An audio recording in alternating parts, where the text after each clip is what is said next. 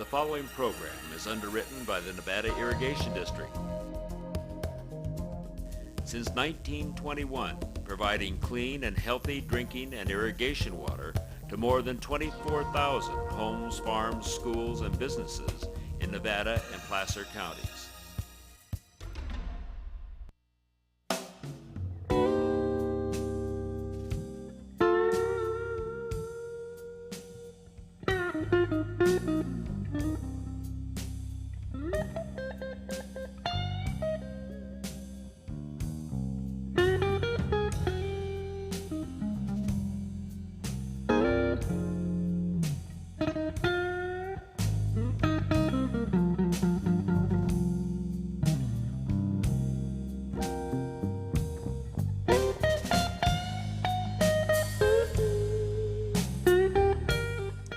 Hi, welcome to NCTV Interviews.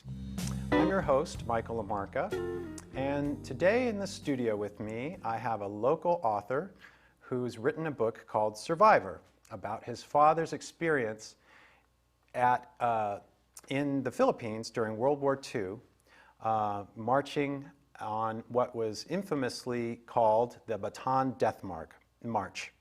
So welcome to the studio, Francisco Lovato. Thank you for coming into the studio today, Francisco. Thank you, Michael. I'm really glad to be here. So let's just get started and let's show our audience what your book looks like so that they can see it in local stores. It's just been published.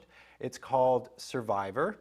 Excellent. And the subtitle, why don't you give us the subtitle because it's very intriguing. Well, it's an American soldier's heartfelt story of intense fighting, surrender, and survivor from Bataan to Nagasaki. And the book chronicles your father's experience during World War II, being in the Philippines. Why don't you just give us the basic overview? The story takes place, it's what my father related to me over a 10-year period from about 1998 to just recently. And it takes place in the Philippines from the day the war started to the day the atomic bomb was dropped on Nagasaki, and 3 weeks thereafter. So the entire war, he was involved in the entire war every second, every minute of the day. So this would be what we would call a primary source history of World War II, spoken through you from your father. There's less than 200 of these men left. There was 12,000 Americans in the Philippines when the war started, or actually who started the Death March. And only 4,000 came home, and of those 4,000, there's less than 200 left, and he's one of them. And your father is still alive with us today? He's very much alive. We just celebrated his 87th birthday in Albuquerque on Halloween. And he's very happy to be alive. Every day is a blessing.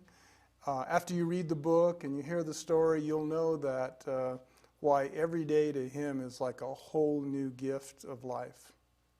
Well, the story of survival takes place in many manifestations all throughout human history, but the story of war survivors is particularly poignant.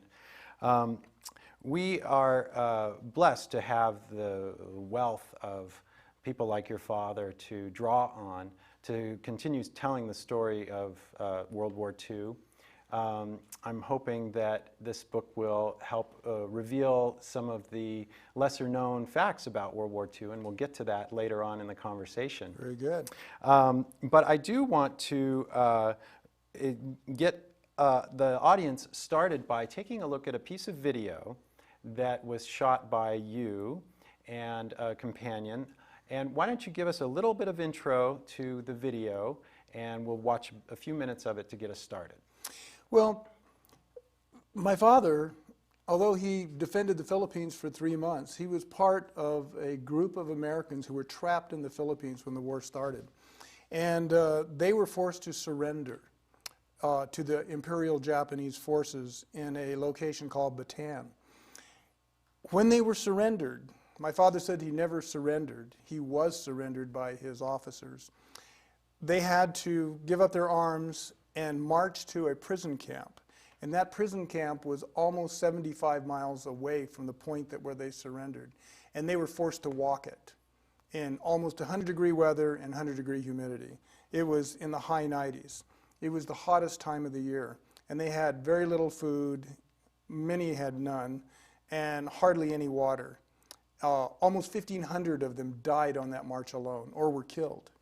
So in order to commemorate that walk, I felt within myself that one day I wanted to walk that same distance. I certainly didn't want to do it, you know, with somebody beating on me and poking me with a bayonet, but I decided I wanted to walk it, and I thought that during that period of time I would really feel what it would be like to be walking. It gave me a lot of time for reflection. Let's take a look at that video and get a sense of your journey. Great. May 9th, 2008, we're getting ready to start on our 60-mile walk to Sacramento, right here at Casey's Corner in Valley. It's about 7:20 in the morning, and we expect to arrive in Sacramento on Monday afternoon at the state capitol and Vietnam Memorial. So our first leg of the trip will get us to Camp Far West. And so let's go. All right.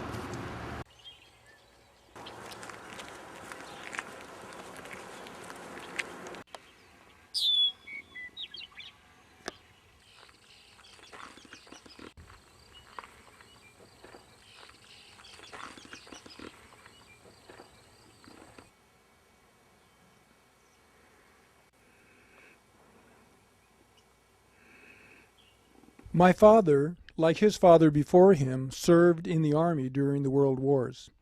My grandfather was a bugler. He knew over 300 bugle calls.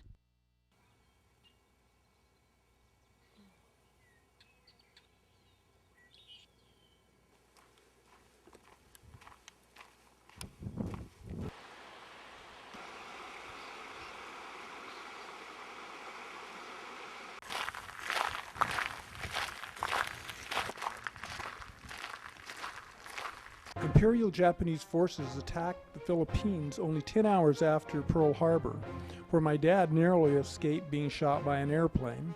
Later he was assigned to a half-track battalion that fought the Japanese landing in the northern end of Lingayen Gulf. According to recently discovered information, this may have been the very first face-to-face battle between American forces and the Imperial Japanese in World War II. They valiantly defended the Philippines until Easter Sunday weekend in April 1942. Finally, they ran out of food, ammunition, and were completely overrun by a massive force of Japanese reinforcements. Over 75,000 American and Filipino soldiers were crammed into the tip of the Bataan Peninsula, where they were ordered to surrender by their commanders. Little did they know that in 3.5 years, only 1/3 of them would survive the ordeals before them. Although they were promised by the Japanese generals that they would be treated under the terms of the Geneva Convention, nothing was farther from the truth. Already hungry, nutritionally deprived, most men suffered from beriberi and malaria. They would have to endure a 75 to 80-mile march in blazing heat and over 90% humidity, with virtually no food and very little water.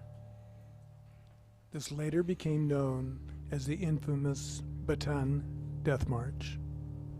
By the end of the war, only 1/3 of the men who began the Death March came home.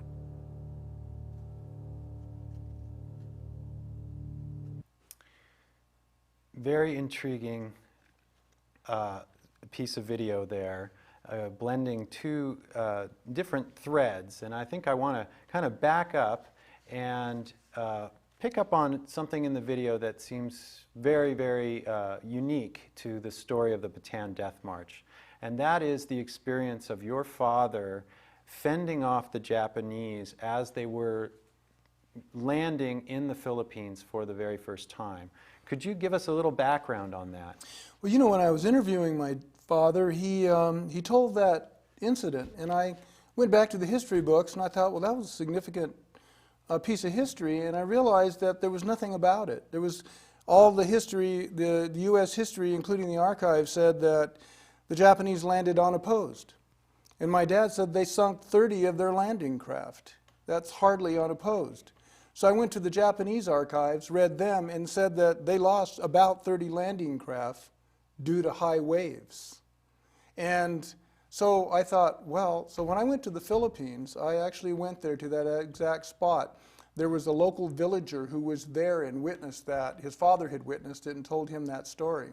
So I'm trying right now with the U.S. World War II Museum to get that story into the archives, because that would have made it the very first face-to-face battle between the Imperial Japanese and the American forces in the Pacific War in World War II.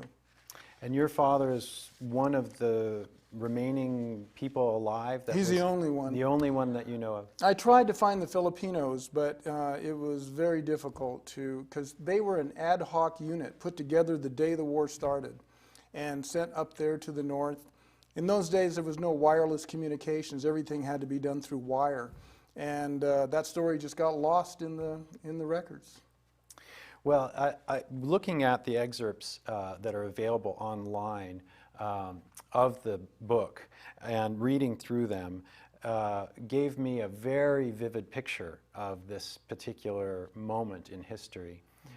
Could you tell us a little bit about how your father defended the Philippines and what armaments he was manning? Certainly.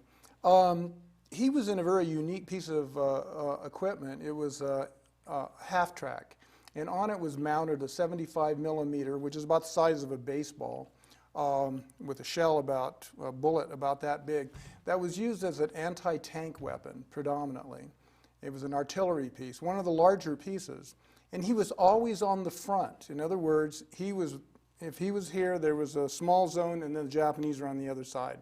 So he was constantly, even during the retreat into Bataan, on the front of the line of battle.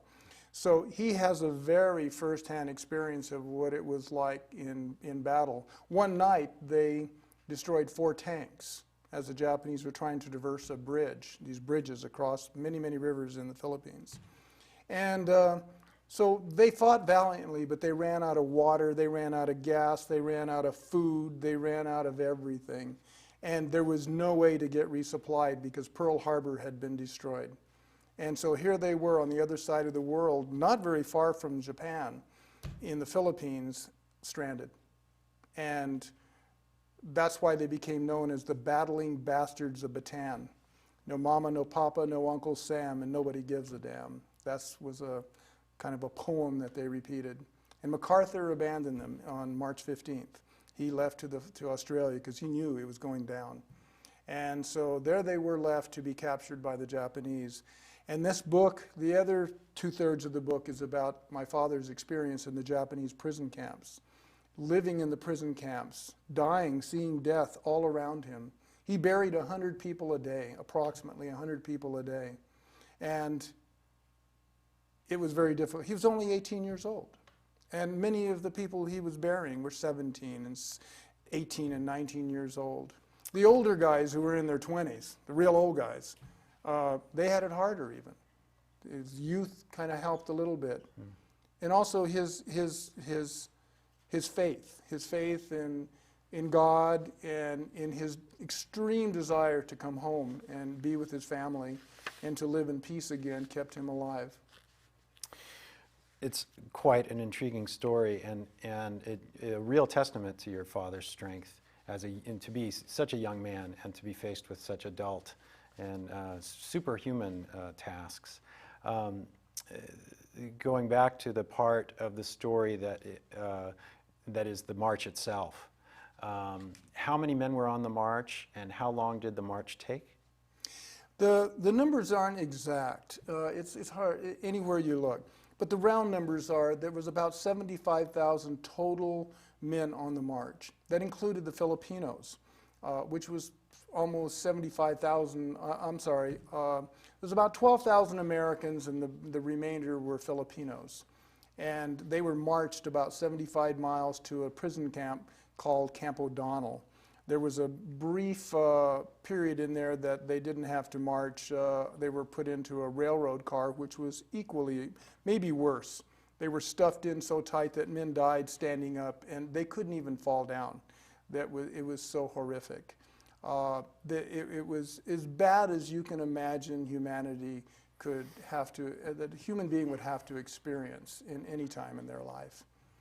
And there they arrived in the prison camp, and it didn't get better. The march itself must have been a mark on your father's psyche. I can only imagine such a traumatic experience. Is that part of the reason why you tried to reenact it and relive it, to kind of step in your father's shoes? Exactly. You know, the old Indian saying, you know, don't judge a man until you walk in his moccasins. Well, I certainly didn't walk in the same moccasins, but I did approximate the same distance, and I wanted that time for me to have 4 days away from thinking about everything else in my life, my own challenges, and reflect on the challenges that he must have had during that time, and the other men that were with him, the ones that made it and the ones that didn't. There's less than 200 of them left, and it definitely made a big difference in my life. The Death March, as you said, Michael, it left an indelible mark on his mind, but my father always thinks of the positive. He always looks at every day, no matter how difficult it is. I don't care.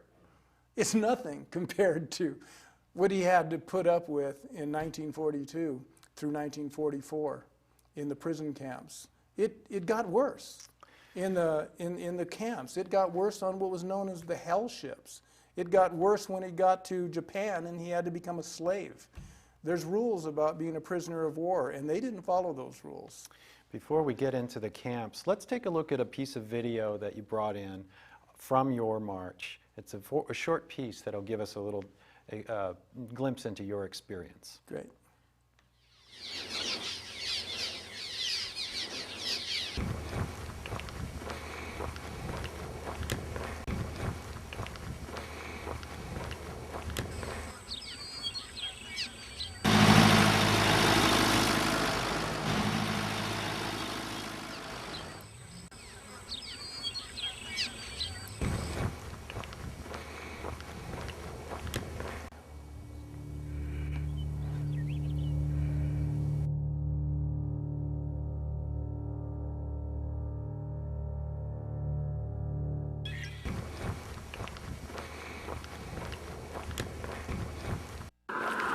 Corner South Dowd and Moore.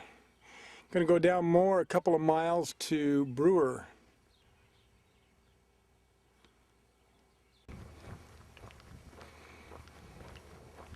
It's pretty hot.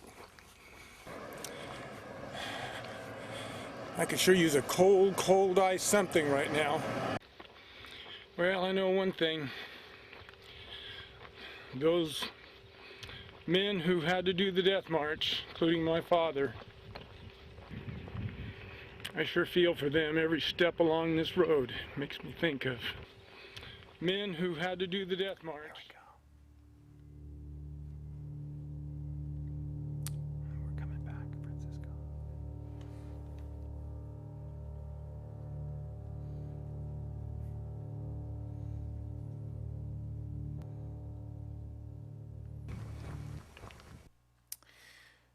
Powerful experience, obviously, and educational for us, the recipients of the valor and the sacrifice of men like your father. You began to describe his experience in the camps. I want to also kind of weave in a little bit of the story of writing the book, because I can tell that writing the book was, for you perhaps, a way to work through the pain of that experience with him. Can you describe a little bit about the camps and a little bit about your process in extracting those stories from your father? Well, it was hard for him at first to talk about the more difficult moments, including the Death March, and those painful moments in the camp where he witnessed and experienced incredible pain and loss and suffering. And But being a former therapist, I realized that I had to do this interview in a different fashion. I had to take it from another point of view. And I realized that he couldn't talk all about it. That's why it took 10 years to essentially bring all that story out, to get the detail of that story. And as I took it home, each time I would interview Dad, either on the telephone or in person, I would come home with the story on tape. I had it completely on videotape. And I would look into his eyes on the videotape to be able to, as he was talking, to really get the feeling of what was going on in those moments. And I could see him looking away in the distance as he was seeing that whole picture unfold. And that's what I tried to write. And yeah, it was painful for me. And still is. It's evident, and it's understandable. Back to the book, reading some of the segments as I did online, and I think we have the name of the website that we can show the viewing audience. I believe it's survivorbook.com. I was intrigued specifically by the pictorial quality to the writing, the very cinematic approach you took to telling the story in a first-person narrative, in a moment-by-moment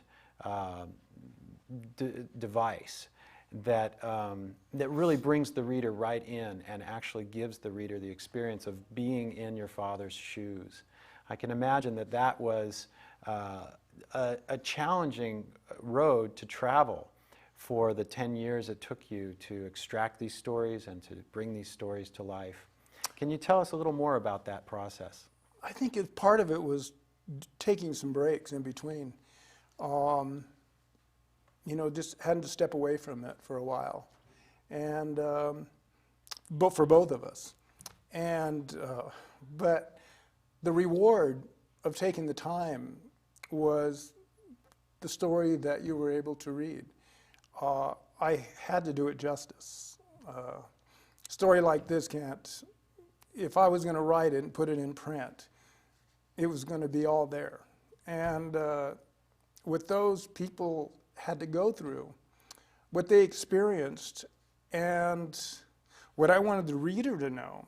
I had read just about every book on the subject, written by other POWs. Some of the drawings in the book were drawn by a POW, Professor Ben Steele, University of Montana, in the art department. He allowed me to use his drawings in the book. It was a wonderful experience to be able to do that. But I had to make sure that it was all there. Everything my dad saw, everything he witnessed, the feelings associated with those incidents. It's not all sad. It was humorous. It was, you want to stand up and cheer at moments when some horrible things were happening to him, but you knew that he was coming out the other end, even stronger. And the music music was an essential part of what got him through this. Well, I'm interested in hearing more about the music. You told a brief anecdote about his harmonica. Maybe you can give us a little intro. We've got a bit of video of you and your father of late, but give us the lead into this. He kept his harmonica. He hid it from the Japanese. He kept it away from them for 3 months. They didn't know he had it in the prison camps. And one night when he was so distraught, and all he could think about was his family back home, and beautiful New Mexico sunsets and crickets by the river, he knew that he had to stay alive to see that again. And the one song that his own mother and my grandmother and he loved the most was God Bless America. And that song meant the most to him at that moment in time. So he took out his harmonica in the middle of the night and went to farthest from the guard post in the middle of the night when everybody was dead to the world, because they were worked to the bone. And they had no place to sleep but on the ground on little mats in the beginning. And he took out his harmonica and started to play it as low as he could. God Bless America. And the man who woke up next to him said, "Oh, Frank, please a little louder," and a little louder. And pretty soon it took off like a wave. Everyone started singing God Bless America in the middle of the night. Now, when I say everyone, I meant like close to 10,000 men stood up and sang. So, you know, my dad knows a very unique brand of patriotism. It's not just a bumper sticker. You know, when he stands up and he plays his harmonica, he plays it every day to this day. And well, as you'll see, yeah, let's take a look at the video and get a look at your dad. Great. Paloma, which actually is a dove that's flying and lands on your window pane. Treat it kindly because it is my person.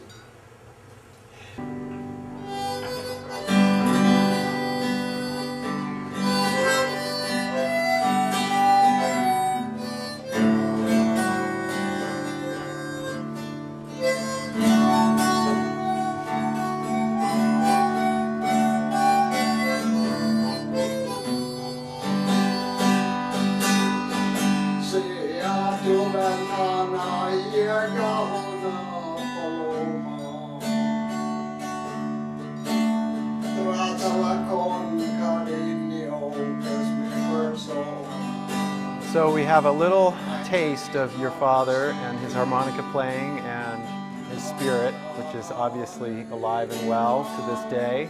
I want to mention the website one more time for people who are interested in taking a look at some excerpts from the book, survivorbook.com. The book is called Survivor, and it's written by Francisco Lovato. We're very lucky to have you here in the community, Francisco, and sharing your story and sharing your father's story. I really appreciate you coming on the show with us today, and I wish you luck. What's your next step with the book? It was just recently published. I'm going on a tour. Great. And I've been touring bases in California, Southern California bases, and I'm going to be going up to Oregon, Washington, and the western states. Okay, excellent. Very nice. And another walk. And another walk. Got a walk planned in San Antonio, Texas. Great. Well, thanks for coming on the show, and we'll see you next time on NCTV Interviews. Thank you, Michael.